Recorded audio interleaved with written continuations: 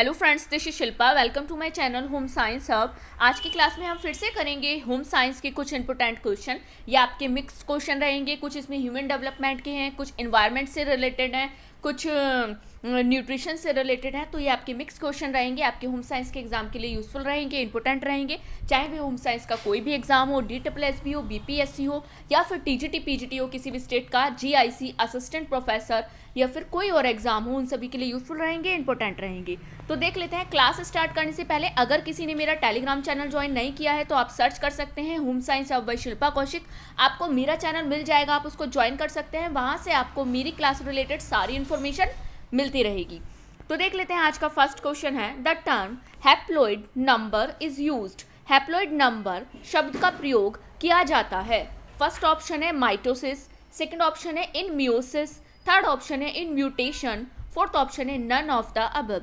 हिंदी में देख लेते हैं। पहला ऑप्शन है माइटोसिस में, सेकंड ऑप्शन है मियोसिस में, थर्ड ऑप्शन है म्यूटेशन में, फोर्थ ऑप्शन है उपयुक्त में से कोई नहीं। बताइए कौन सा ऑप्शन सही है, which option is correct. The term haploid number is used, किसके लिए यूज किया जाता है हैप्लॉइड नंबर का?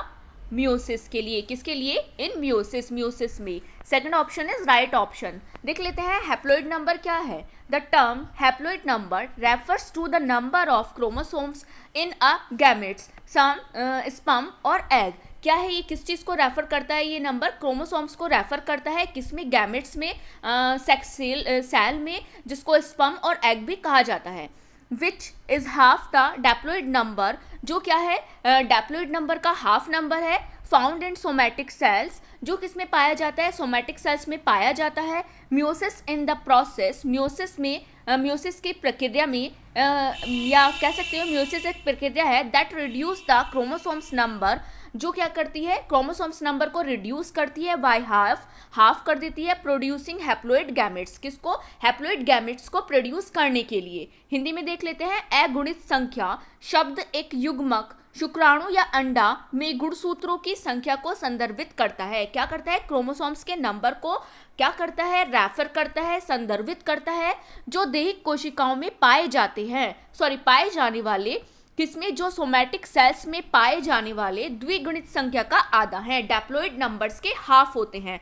अर्धसूत्री विभाजन, म्यूसिस वह प्रक्रिया है, कैसा प्रोसेस है? वह प्रोसेस है जो गुणसूत्र संख्या को आधे से कम कर देती है। जो क्या करती है? क्रोमोसोम्स नंबर को हाफ से कम कर देती है, हाफ कर देती है या उससे कम कर देती है, जिससे अगुणित युग्मक बनते हैं, जिससे क्या होता है? हैप्लॉइड गैमेट्स प्रोड्यूस होते हैं। नेक्स्ट देख लेते हैं। नेक्स्ट क्वेश्चन है, the full form of IEC is. IEC का पूर्ण रूप है। फर्स्ट ऑप्शन है information electronics and computing, second option है international export counselling, third option है काउंसिल, थर्ड ऑप्शन है Indian economic council, fourth option है इंफॉर्मेशन एजुकेशन एंड कम्युनिकेशन। बताइए कौन सा ऑप्शन सही है, which option is correct.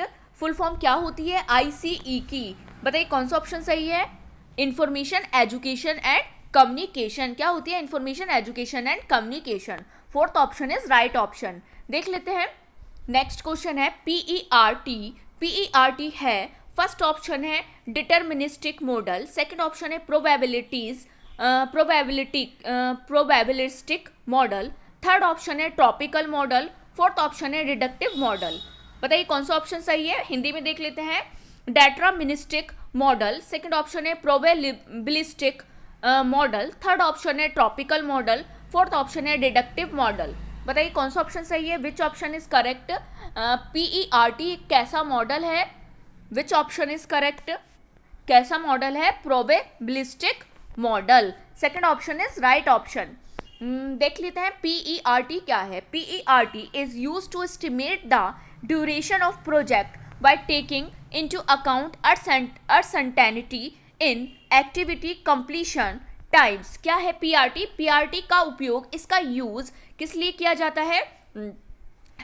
Activities के पूर्ण होने के समय में, मतलब जो एक्टिविटी होती हैं उसके कंप्लीशन टाइम में, उसके टाइम के कंप्लीशन में क्या करने के लिए? अनिश्चितता को ध्यान में रखने के लिए, अनिश्चितता के मतलब अनसर्टेनिटी के अकाउंट्स को ध्यान में रखने के लिए किसी प्रोग्राम की, किसी प्रोजेक्ट की टाइम को, मतलब उसके ड्यूरेशन का मेज़र करने के लिए, उसके ड्यूरेशन का एस्टिमेट लगाने के लिए, अनुमान लगाने के लिए इसका यूज़ किया जाता है।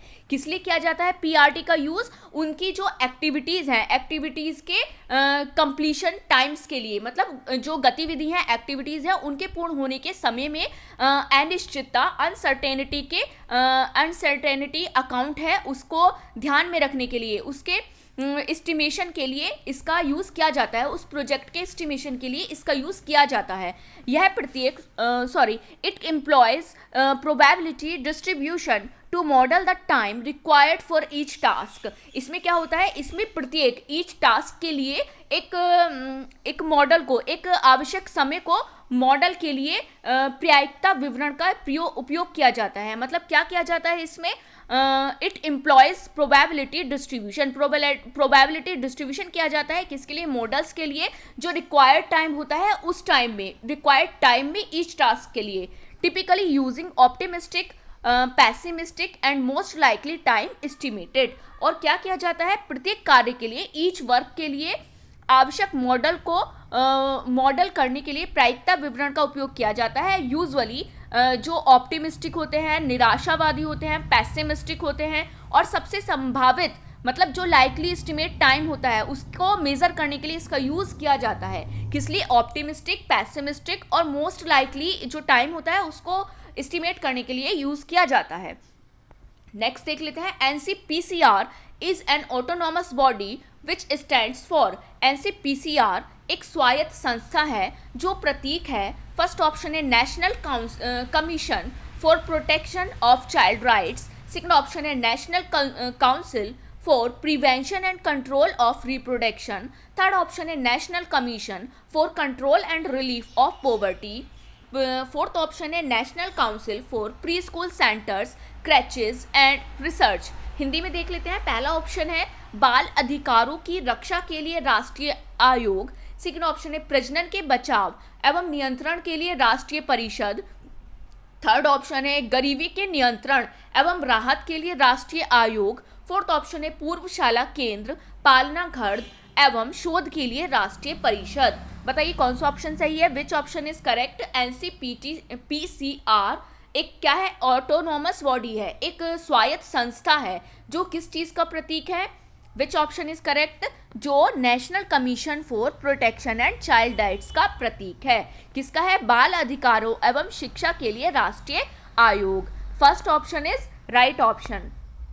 देख लेते हैं एनसीपीसीआर क्या है। Words towards creating a protective environment for children. ये क्या है? क्रिएटिंग इन्वायरमेंट को क्रिएट करता है, प्रोटेक्टिव इन्वायरमेंट को क्रिएट करता है किसके लिए? चिल्ड्रंस के लिए। It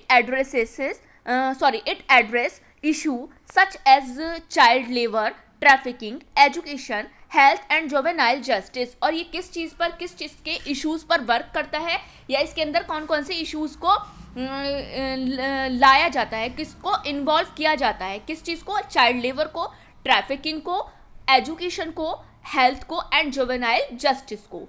it has the ultimate goal of ensuring the holistic environment and dignity for every child in the country. इसका अल्टीमेट गोल क्या है? क्या इंश्योर करना है? इसका अल्टीमेट गोल को इंश्योर करना है कि जो होल कंट्री के चाइल्ड्स हैं, एवरी चाइल्ड, उनको क्या करना है? एक होलिस्टिक डेवलपमेंट उनका करना है।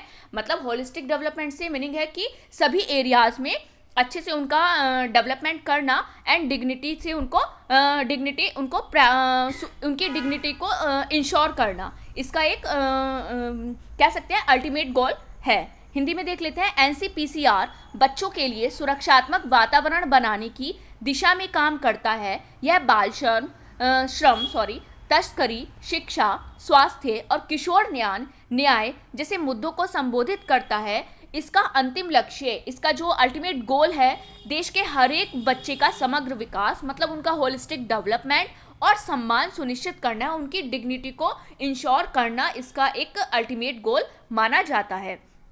नेक्स्ट देख लेते हैं। Subsidised pricing is used in the following catering establishment. Subsidised pricing इन खान पान प्रबंधनों में प्रयोग की जाती है। फर्स्ट ऑप्शन है fast food units, second option है एयर कैटरिंग, थर्ड ऑप्शन है इंडस्ट्रियल कैफेटेरियाज, फोर्थ ऑप्शन है रेस्टोरेंट्स। हिंदी में देख लेते हैं। पहला ऑप्शन है फास्ट फूड इकाई, सेकंड ऑप्शन है एयर कैटरिंग, थर्ड ऑप्शन है औद्योगिक कैफेटेरिया, फोर्थ ऑप्शन है रेस्टोरेंट। बताइए कौन सा ऑप्शन सही है, which option is correct. Subsidised pricing इन खान पान प्रबंधनों में प्रयोग की जाती है। किसमें प्रयोग की जाती है, इंडस्ट्रियल कैफेटेरियाज में, औद्योगिक कैफेटेरिया में। Third option is right option. देख लेते हैं इंडस्ट्रियल कैफेटेरिया क्या है। Industrial cafeterias are often offer subsidized pricing to provide affordable means to employ typically funded by the company to enhance employee welfare and productivity। इसके अंतर्गत क्या आता है, एक प्राइसिंग पर, एक सब्सिडाइज प्राइसिंग पर, एक अफोर्डेबल प्राइसिंग पर एक मील को एम्प्लॉयज़ को प्रोवाइड कराना, जो किसके द्वारा होता है, एक फंडेड कंपनी के द्वारा ये कार्य किया जाता है। किस लिए, एम्प्लॉय के वेलफेयर को इन्हेंस करने के लिए और उनकी प्रोडक्टिविटी को इन्हेंस करने के लिए। हिंदी में देख लेते हैं। औद्योगिक कैफेटेरिया अक्सर कर्मचारियों को किफ़ायती भोजन उपलब्ध कराने के लिए रियायती मूल्य की पेशकश करते हैं। मतलब एक अफोर्डेबल प्राइस में उनको एक मील प्रोवाइड कराते हैं कि इनको एम्प्लॉयज़ को, जिसका वित्त पोषण आमतौर पर कंपनी द्वारा कर्मचारी कल्याण और उत्पादकता बढ़ाने के लिए किया जाता है। ये कार्य किसके लिए किया जाता है, कंपनी के द्वारा किया जाता है। क्यों, एम्प्लॉयज़ की वेलफेयर और प्रोडक्टिविटी को इन्हेंस करने के लिए, बढ़ाने के लिए। नेक्स्ट देख लेते हैं। नेक्स्ट क्वेश्चन है FIFO FIFO method is used in which of the following. FIFO प्रणाली का उपयोग इनमें से किसमें किया जाता है। फर्स्ट ऑप्शन है डाइनिंग रूम, सेकंड ऑप्शन है परचेज, थर्ड ऑप्शन है स्टोर्स, फोर्थ ऑप्शन है मेन्यू प्लानिंग। हिंदी में देख लेते हैं। पहला ऑप्शन है भोजन कक्ष, सेकंड ऑप्शन है खरीद, थर्ड ऑप्शन है भंडार, फोर्थ ऑप्शन है व्यंजन सूची नियोजन। बताइए फीफो प्रणाली का, फीफो मेथड का उपयोग किसके लिए किया जाता है, विच ऑप्शन इज करेक्ट। किसके लिए किया जाता है, परचेज के लिए। Second option is right option. देख लेते हैं फीफो मेथड क्या होता है। इसकी फुल फॉर्म क्या होती है, which stands for first in first out. जिसकी फुल फॉर्म क्या होती है, first in and first out. Is a common inventory management, ये कॉमन इन्वेंट्री मैनेजमेंट है, मैनेजमेंट टेक्निक है, used in purchasing and stores to ensure that older stock is used before newer stock. इसका मतलब क्या होता है, जो ओल्डर स्टॉक होता है वो पहले यूज किया जाना चाहिए, ओल्डर स्टॉक से पहले। ये इंश्योर करना है कि जो हमारा ओल्डर स्टॉक है वो पहले यूज करना चाहिए, या उसकी परचेजिंग पावर पहले होनी चाहिए न्यूअर स्टॉक से पहले। Reducing the risk of spoilage and waste. ये किस लिए किया जाता है, इसको किस लिए किया जाता है, ये मतलब ये जो मेथड है किस लिए इसको बनाया गया है, कि जो हमारा फूड प्रोडक्ट है उसकी जो स्पॉइलेज एंड वेस्ट है उसके रिस्क को रिड्यूस करने के लिए, उसके रिस्क को कम करने के लिए ये मेथड का यूज़ किया जाता है। हिंदी में देख लेते हैं। फीफो पत्ती, जिसका अर्थ है फर्स्ट इन फर्स्ट आउट, एक सामान्य इन्वेंट्री प्रबंधन तकनीक है जिसका उपयोग खरीद और स्टोर में किया जाता है ताकि यह सुनिश्चित किया जा सके कि पुराने स्टॉक का उपयोग नए स्टॉक से पहले किया जाए। मतलब ये सुनिश्चित करना है, ये इंश्योर करना है जो हमारे पास पुराना स्टॉक है उसकी परचेज और उसका स्टोर पहले किया जाए, किससे पहले, नए स्टॉक से पहले, जिससे खराब होने और बर्बाद होने का जोखिम कम हो, कि जिससे क्या हो, जो हमारा रिस्क है स्पॉइलेज का और वेस्ट का वो उसकी रिड्यूसिंग पावर कम हो। तो देख लेते हैं इसमें आंसर आपका स्टोर भी आ सकता है, पर मोर सुटेबल आपका परचेजिंग पावर है। नेक्स्ट देख लेते हैं। नेक्स्ट क्वेश्चन है in which year was the Balwadi programme started. Hindi में देख लेते हैं क्वेश्चन को। बालवाड़ी कार्यक्रम की शुरुआत किस वर्ष में हुई थी। फर्स्ट ऑप्शन है 1968 टू 70, सेकंड ऑप्शन है 1976 टू 78, थर्ड ऑप्शन है 1970 टू 71, फोर्थ ऑप्शन है 1978 टू 80। बताइए कौन सा ऑप्शन सही है, विच ऑप्शन इज करेक्ट। बालवाड़ी कार्यक्रम की शुरुआत किस वर्ष हुई थी, किस वर्ष हुई थी बालवाड़ी कार्यक्रम की शुरुआत, which option is correct. 1972 to 71, 1970 से 1971 के बीच। Third option is right option. देख लेते हैं इस प्रोग्राम, ये क्यों प्रोग्राम बनाया गया, कौन सा Balwadi programme. Is an early childhood education initiative in India aimed at providing preschool education, nutrition and health care to children from underprivileged background। ये प्रोग्राम इस प्रोग्राम में किसको या कह सकते हैं आपको इसमें जो बेनिफिशियरीज हैं वो कौन है, लाभकारी इसमें कौन है, अर्ली एजुकेशन के लिए थ्रू ये चलाया गया था, जिसको इंडिया में जिसका इनिशिएटिव इंडिया में चलाया गया था, जिसका एम क्या था, प्रोवाइडिंग था, क्या प्रोवाइड करना था, प्री स्कूल एजुकेशन में चिल्ड्रंस को pre school education, nutrition and health care functions को या फैसिलिटीज़ को उनको प्रोवाइड कराना था, किसको, चिल्ड्रन को pre school education, nutrition and health care facilities को प्रोवाइड कराना था। कौन से चिल्ड्रंस को, अर्ली चाइल्डहुड एजुकेशन वाले चिल्ड्रंस को, कहाँ पर, इंडिया में। इट एम्फेसाइज होलिस्टिक डेवलपमेंट, इसमें जो किस चीज़ पर एम्फेसाइज किया गया, किस चीज़ पर बल दिया गया, किसके, चिल्ड्रंस के होलिस्टिक डेवलपमेंट पर, including cognitive, physical, social and emotional aspects, मतलब इसमें इंक्लूड किया गया चिल्ड्रंस के cognitive, physical, social and emotional aspects को to prepare children for formal schooling, और चिल्ड्रंस को प्रिपेयर किया गया किसके लिए, फॉर्मल स्कूलिंग के लिए। हिंदी में देख लेते हैं। बालवाड़ी कार्यक्रम भारत में बचपन की शिक्षा की एक पहल है जिसका उद्देश्य वंचित पृष्ठभूमि, किसके, जो अंडर प्रिविलेज्ड बैकग्राउंड से जो चिल्ड्रन आते हैं उनके लिए ये एक प्रोग्राम बनाया गया था कि बच्चों को प्री स्कूल शिक्षा, पोषण, स्वास्थ्य सेवा प्रदान करना है। यह बच्चों को औपचारिक स्कूली शिक्षा के लिए तैयार करने के लिए संज्ञानात्मक, कॉग्निटिव, फिजिकल, शारीरिक, सामाजिक, सोशल, भावनात्मक, इमोशनल एस्पेक्ट्स को, पहलुओं को सहित समग्र विकास पर जोर देना था, एम्फेसाइज करना था। नेक्स्ट देख लेते हैं। नेक्स्ट क्वेश्चन है, सर्व Shiksha Abhiyan SSA was launched to, Sarva Shiksha Abhiyan SSA का आरंभ इसलिए किया गया। फर्स्ट ऑप्शन है make high school education universal in urban areas, second option है make secondary school education universal in rural areas, third option है make non formal education universal, fourth option है make primary education universal. Hindi में देख लेते हैं। पहला option है शहरी क्षेत्रों में हाई स्कूल शिक्षा का सर्वव्यापक बनाना, सेकंड ऑप्शन है ग्रामीण क्षेत्रों में माध्यमिक स्कूल शिक्षा को सर्वव्यापक बनाना, थर्ड ऑप्शन है गैर औपचारिक शिक्षा को सर्वव्यापक बनाना, फोर्थ ऑप्शन है प्राथमिक शिक्षा को सर्वव्यापक बनाना। बताइए कौन सा ऑप्शन सही है, which option is correct.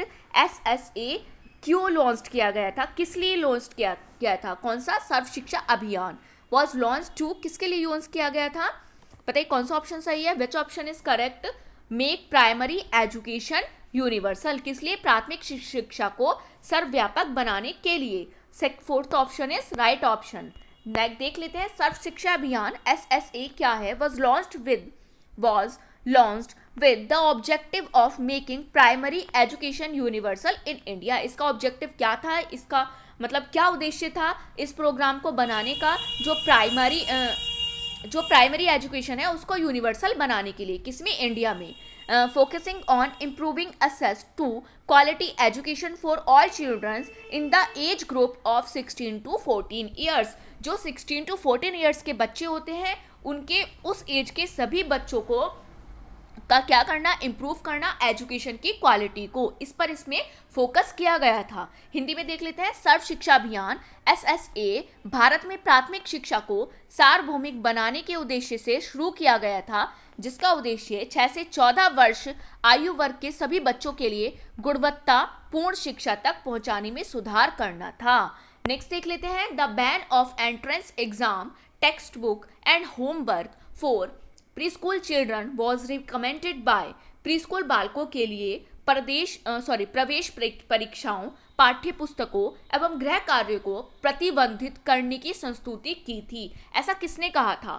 First option है कोठारी कमीशन, सेकंड ऑप्शन है यशपाल कमेटी, थर्ड ऑप्शन है national education policy 1986, third option है Abbot and Wood committee. Hindi में देख लेते हैं। पहला ऑप्शन है कोठारी कमीशन ने, सेकंड ऑप्शन है यशपाल समिति ने, थर्ड ऑप्शन है राष्ट्रीय शिक्षा नीति 1986 ने, फोर्थ ऑप्शन है एबोट एवं वुड समिति ने। बताइए ऐसा किसने कहा था, पूर्व स्कूली बालकों के लिए प्रवेश परीक्षाओं, पाठ्य पुस्तकों एवं गृह कार्य को प्रतिबंधित करने की संस्तुति की थी।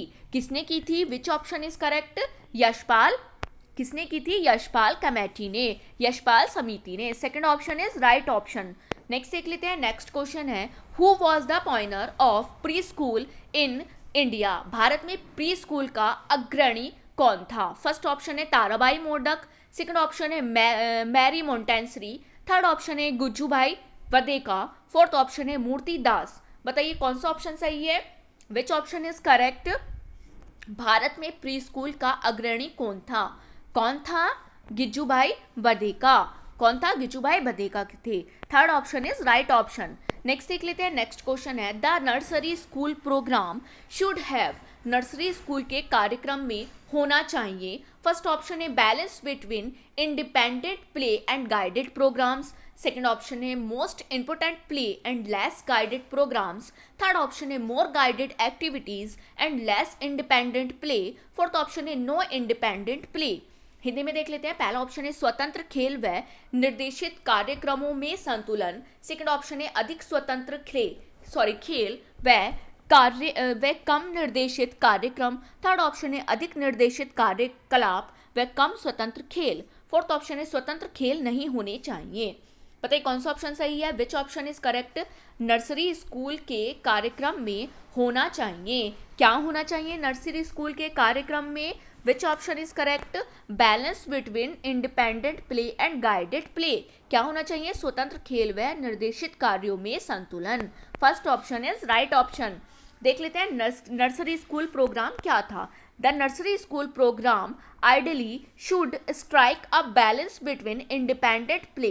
क्या था? एक स्ट्राइक थी किसमें? किसके बैलेंस में? इंडिपेंडेंट प्ले के बैलेंस को बनाए रखने के लिए, which foster creativity and self discovery and guided program which provide structure and learning opportunities facilitated by teachers।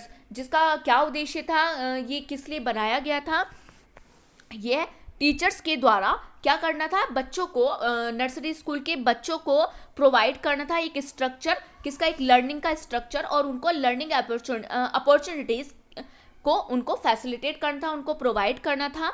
Hindi में देख लेते हैं। आदर्श रूप से नर्सरी स्कूल कार्यक्रम में स्वतंत्र खेल, इंडिपेंडेंट प्ले जो रचनात्मकता और आत्म खोज को बढ़ावा देते हैं, जो किसको फोस्टर करते हैं? क्रिएटिविटी को और सेल्फ डिस्कवरी को बढ़ावा देते हैं, उनको बढ़ावा देते हैं, तथा निर्देशित कार्यक्रमों जो गाइडेड प्रोग्राम्स थे जो शिक्षकों द्वारा सुगम संरचना, मतलब उनको एक स्ट्रक्चर को प्रोवाइड करना था और सीखने के अवसर प्रदान करते हैं, के बीच संतुलन होना चाहिए। उनके बीच संतुलन होना चाहिए किसके द्वारा? टीचर्स के द्वारा।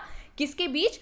जो हमारे इंडिपेंडेंट प्ले होते हैं जो क्या करते हैं? क्रिएटिविटी और सेल्फ डिस्कवरी को फोस्टर करते हैं, बढ़ावा देते हैं, उनके बीच टीचर्स द्वारा उनके स्ट्रक्चर और लर्निंग अपॉर्चुनिटीज़ के बीच एक क्या था? बैलेंस रखना था, बैलेंस को बनाए रखना था। नेक्स्ट देख लेते हैं। नेक्स्ट क्वेश्चन है in which plan did the government recognise the need for pre school education.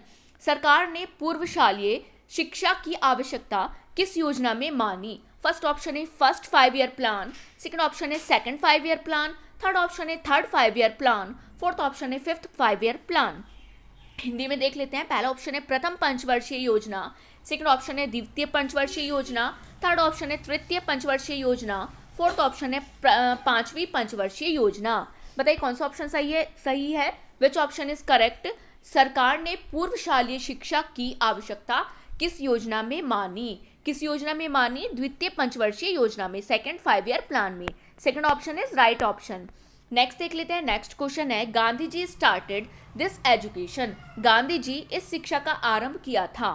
First option है बेसिक शिक्षा, सेकंड ऑप्शन है स्कूल एजुकेशन, थर्ड ऑप्शन है प्राइमरी एजुकेशन, फोर्थ ऑप्शन है प्री स्कूल एजुकेशन। हिंदी में देख लेते हैं। पहला ऑप्शन है बुनियादी शिक्षा, सेकंड ऑप्शन है शालेय शिक्षा, थर्ड ऑप्शन है प्राइमरी शिक्षा, फोर्थ ऑप्शन है पूर्व शालेय शिक्षा।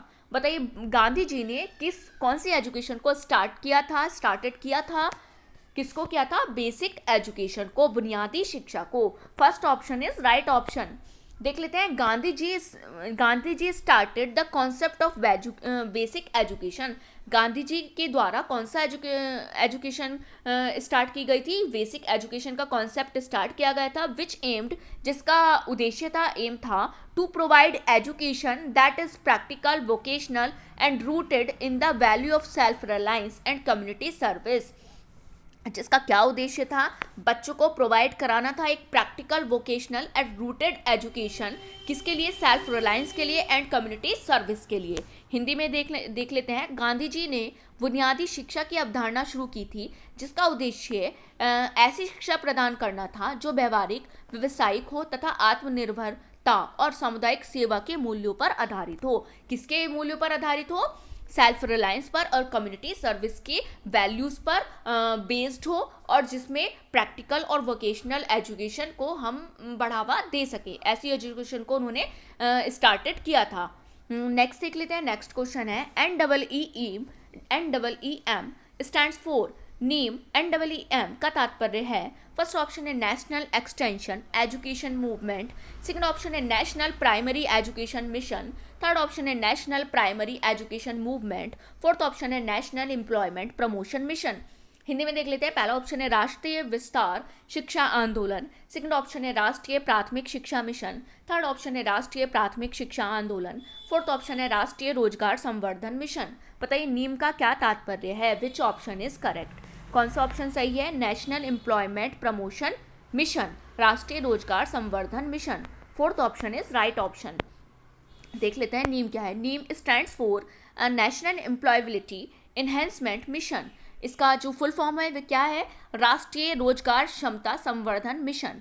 अ गवर्नमेंट इनिशिएटिव, एक गवर्नमेंट इनिशिएटिव है इन इंडिया में, that aims to improve employability, जिसका एम क्या है, जिसका उद्देश्य क्या है, एम्प्लॉयबिलिटी को इम्प्रूव करना, स्किल डेवलपमेंट करना एंड एंटरप्रेन्योरशिप का डेवलपमेंट करना या उसको इम्प्रूव करना। हिंदी में देख लेते हैं।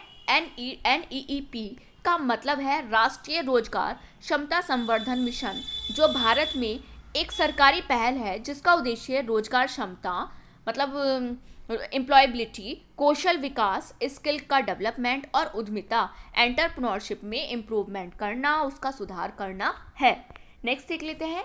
As directed by the Supreme Court, the mid day meal provided in primary schools should be. जैसा कि सुप्रीम कोर्ट द्वारा निर्देशित है, प्राथमिक स्कूल में दिया जाने वाला मिड डे मील भोजन ऐसा होना चाहिए। फर्स्ट ऑप्शन है nutritious prepared food, second option है ready to eat food, third option है फिंगर फूड, फोर्थ ऑप्शन है हॉट कुक्ड फूड।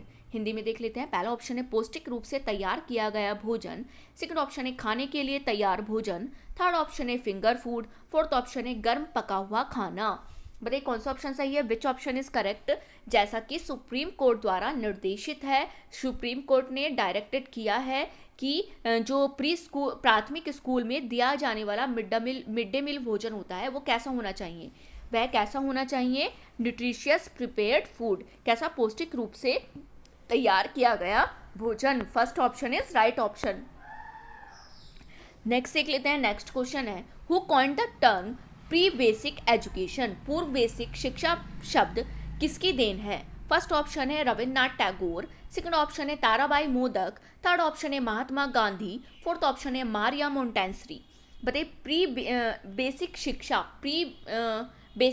पूर्व बेसिक शिक्षा किसकी देन है, किसने इसको कॉइन किया था, इस टर्म को किसने किया था, महात्मा गांधी ने। Third option is right option. Next देख लेते हैं। नेक्स्ट क्वेश्चन है, the aim of nursery school is. Nursery school का उद्देश्य है, फर्स्ट ऑप्शन है to develop good physique and educate motor coordination, second option है to develop good health habits, third option है to develop emotional maturity and good attitudes, fourth option है all of the above.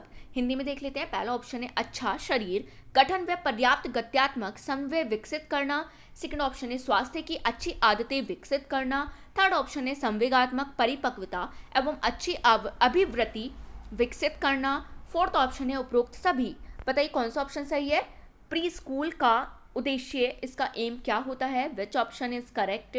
To develop good physique and educate motor coordination, to develop good health, to develop emotional maturity and good attitude, all of these. क्या है इसका उद्देश्य, क्या है इसका M, किसका, nursery school का। अच्छा शरीर गठन व पर्याप्त गत्यात्मक समन्वय विकसित करना, स्वास्थ्य की अच्छी आदतें विकसित करना, संवेगात्मक परिपक्वता एवं अच्छी अभिवृत्ति विकसित करना, all of these. Fourth option is right option. Next देख लेते हैं। नेक्स्ट क्वेश्चन है, the nursery school program plan should contain nursery school के कार्यक्रम योजना में यह होना चाहिए? फर्स्ट ऑप्शन है day to day planning, second option है long term planning, third option है part time planning, fourth option है all of the above. Hindi में देख लेते हैं। पहला ऑप्शन है प्रतिदिन की योजना, सेकंड ऑप्शन है दीर्घकालीन योजना, थर्ड ऑप्शन है अंशकालिक योजना, फोर्थ ऑप्शन है उपरोक्त सभी। बताइए कौन सा ऑप्शन सही है, which option is correct?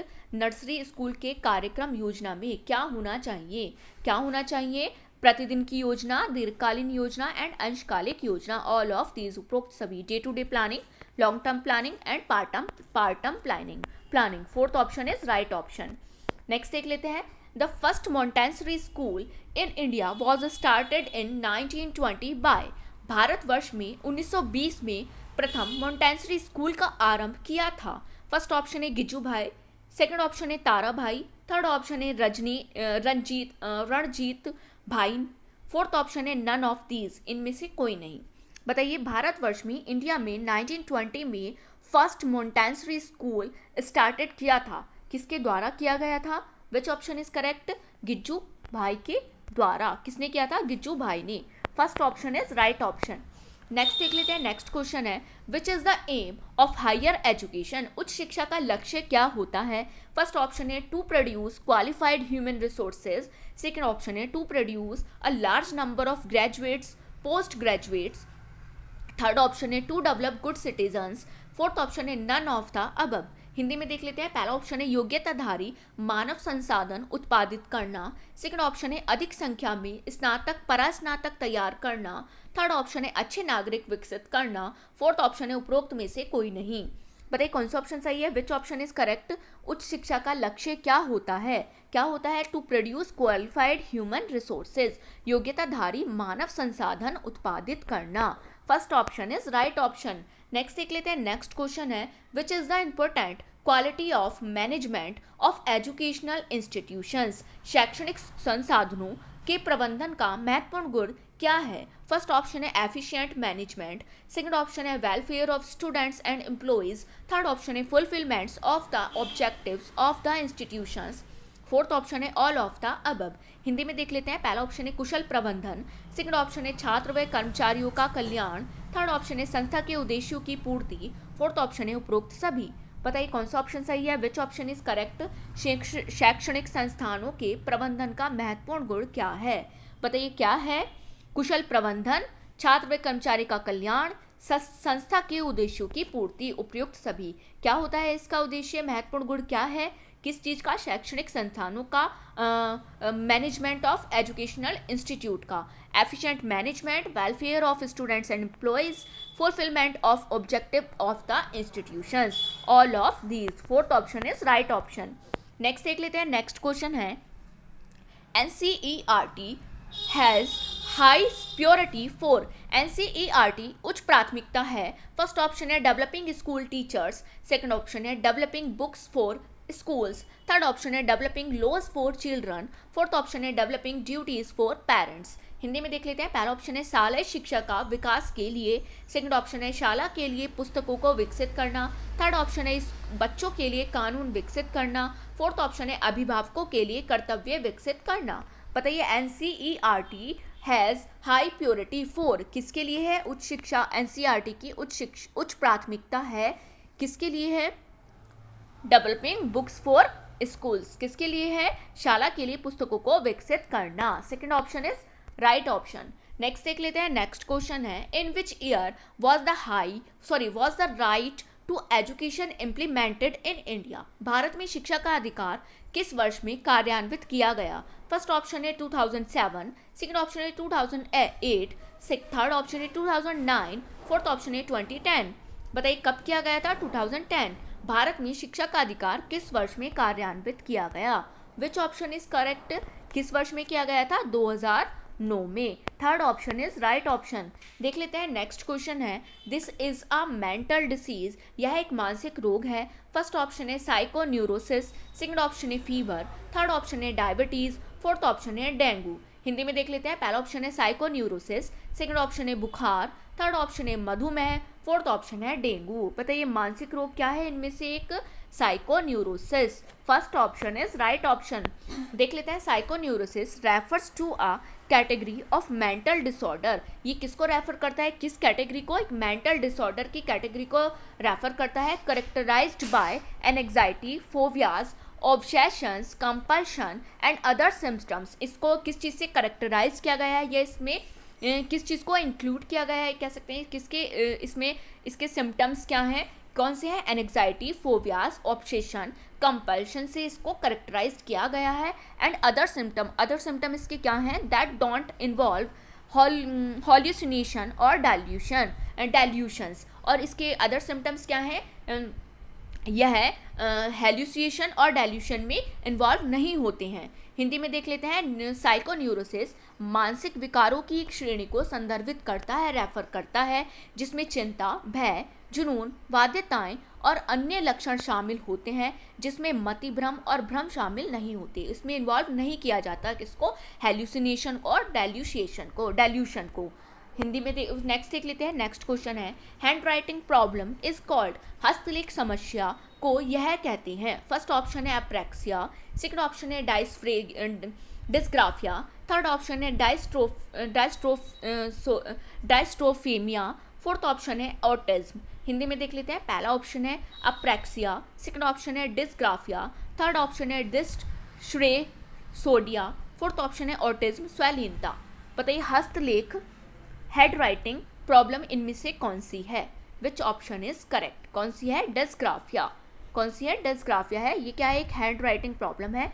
Second option is right option. इस पर मैंने एक शॉर्ट वीडियो बनाई है, मैं आपको उसकी लिंक डिस्क्रिप्शन में प्रोवाइड करा दूंगी, आप जाकर देख सकते हैं उसको। आपको वहाँ से क्लियर हो जाएगा। उसमें एप्रेक्सिया का भी है, ऑटिज्म का भी है, डिसलेक्सिया, डिस्ग्राफिया सभी उसमें इंक्लूड है। सभी के लिंक मैं आपको प्रोवाइड करा दूंगी। आपका लास्ट क्वेश्चन था। आई होप आपको आज का सेशन अच्छा लगा होगा, आज की क्लास अच्छी लगी होगी। तो ऐसे ही मेरी क्लास में बने रहिए। अगर आपको मेरी वीडियोस अच्छी लगती हैं, आपको लगता है मेरी वीडियोस आपके लिए यूजफुल है, इन्फॉर्मेटिव है, तो प्लीज़ वीडियो को लाइक एंड शेयर कीजिए एंड कमेंट सेक्शन में अपने रिव्यूज़ जरूर दीजिए आपको क्लास कैसी लगी। एंड डिस्क्रिप्शन बॉक्स में मैंने अपने टेलीग्राम चैनल का लिंक दिया हुआ है, आप उसको भी ज्वाइन कर सकते हैं। वहाँ से आपको मेरी क्लास रिलेटेड सारी इन्फॉर्मेशन मिलती रहेगी। And don't forget to subscribe my channel. मेरे चैनल को सब्सक्राइब करना ना भूलें एंड बेल आइकन को जरूर प्रेस कीजिए, जिससे आपको मेरी वीडियोज़ की नोटिफिकेशन मिल सके। Thank you, thanks for watching.